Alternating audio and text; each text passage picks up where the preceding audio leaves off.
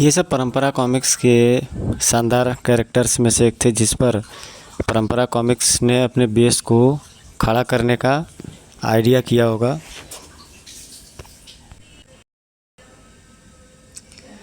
टीकाराम, सिप्पी जी और अजय पलाहा, ये दो नाम अक्सर बड़े बड़े कॉमिक्स इंडस्ट्री में दिखाई पड़ते हैं और राज कॉमिक्स और मनोज कॉमिक्स में भी ये दो नाम दिखाई पड़े हैं अक्सर।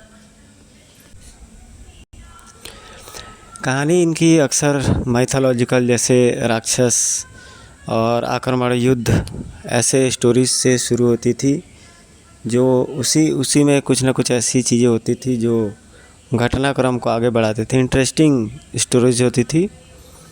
क्लाइमेक्स बहुत इनका ट्विस्टिंग वाला होता था।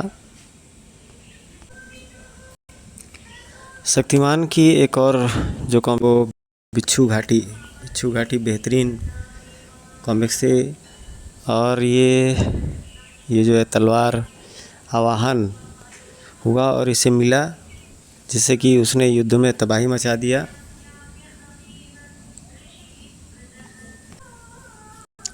रुक जा महाक्रोधी, त्रिशूला, लगता है साक्षात चंडी उतर आई है मैदान में।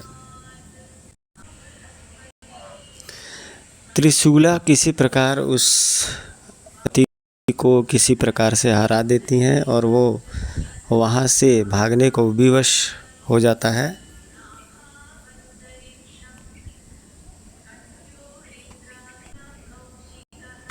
लेकिन प्रॉब्लम ये होती है कि वह अभी दोबारा से आक्रमण करने वाला होता है, तो ये अपने गुरुदेव से पूछते हैं ये सभी लोग ऐसा क्यों हैं। तो वो बताते हैं कि अगर उसने उद्देश्य अपना बताया तो वह पत्थर का बन जाएगा। फिलहाल ये किसी सुरक्षा पर पहुंचकर ये लोग फिर से आक्रमण की योजना बनाते हैं। आठवें बार आक्रमण की योजना बनाते हैं। इधर कोई चमगादड़ वो शक्तिमान को पकड़े रहता है और आकाश में लेकर के उड़ता रहता है।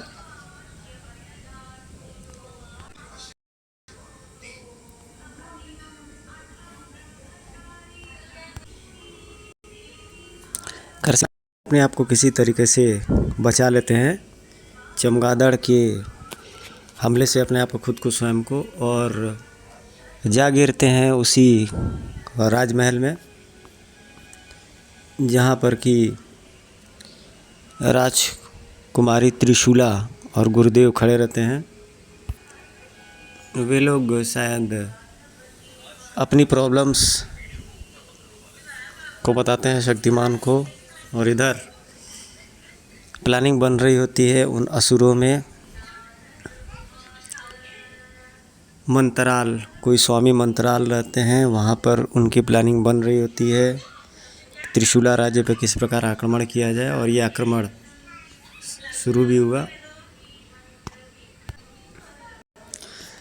और आखिरकार प्राप्त कर ही लेते हैं वहाँ पर कोई दूरभाष यंत्र की सहायता से। और पहले के समय में देखिए दूरभाष यंत्र इनका किस प्रकार का बना होता था, किस प्रकार की ये मुंड रखी हुई है, किस प्रकार के दूरभाष यंत्र बना हुआ है। इधर भी फ़ोन की जगह पर वैसा ही सेम रिसीवर और क्रेडल है, जो आज के ज़माने के फ़ोन की तरह तो दिख ही नहीं रहा बिल्कुल,